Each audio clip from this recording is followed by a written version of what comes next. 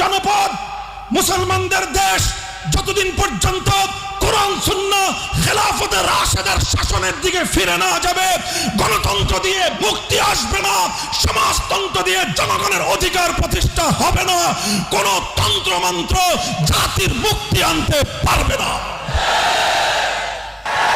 সঙ্গে কূটনৈতিক সম্পর্ক ছিন্ন করেন, এর জন্য যদি ইউরোপীয় ইউনিয়ন আমাদের উপর কোনো অবরোধ আরোপ করতে চায়, ইউরোপীয় ইউনিয়নকে বৃত্তাঙ্গুলি প্রদর্শন করেন। অর্থনীতি যদি ধস নামে আমরা পেটে পাথর বেঁধে জীবন ধারণ করব, 3 বেলার পরিবর্তে 1 বেলা করে আমরা আহার গ্রহণ করব। আহার গ্রহণ করতে না পারি, নবীর ইজ্জত পক্ষে ধারণ করে জীবন দেওয়াকে নিজেদের জন্য গৌরব মনে করব।